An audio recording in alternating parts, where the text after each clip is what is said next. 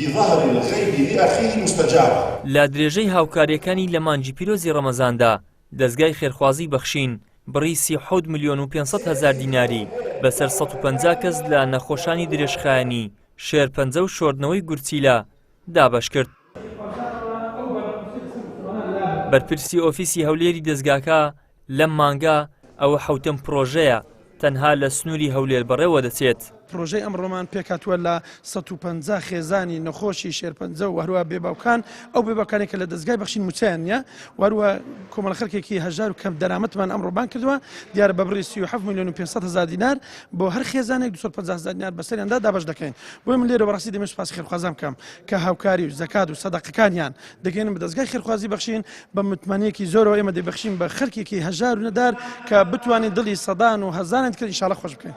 بەشێکی بەرچاو لە نەخۆشانی درێژخایەن بەوەی خراپی دۆخی ژیان و گوزەرانیانەوە داوا دەکەن زیاتر هاوکاری بکرێن چونکە ئەوان جگە لە خەرجیەکانی ژیان نرخی دەرمان و پێداویستە پزیشکیەکانیش برستی لێبڕیون و لە توانایاندا نییە لەسەر گیرفانی خۆیان بیکڕن.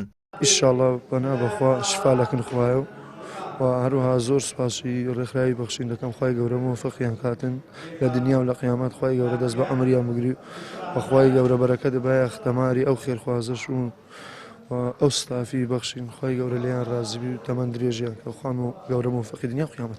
زۆرمان پێخۆش بوو لە کاتێک یعنی ئەوانە نەخۆشی ژێرپەنجەیان هەیە یعنی پێویستیمان بە دار و دەرمان هەیە یعنی زۆر مەمنونیان نەبین هەتا و ڕۆژێ یعنی دەمرین پێیان زۆر مەمنونین ئێمە دەستیان خۆش بێ خوا یعنی ئیشەڵڵا خوا جەزای خێریان دەداتەوە ئیشەڵڵا خێرخوازمان زیاتر دەبیتن. ئەمە نەخۆشینانە کەریمە نەخۆشێکی کەشم هەیە لە ماڵی بەخۆم پیاوم نەخۆشە و کوڕشم کلێ زەعیفە خوا خێریان بنووسن الحەمدولیلا ئەم 2 ساڵە ناوم نووسێ بەس ئەو ساڵ ئەوە هاوکاریان کردە.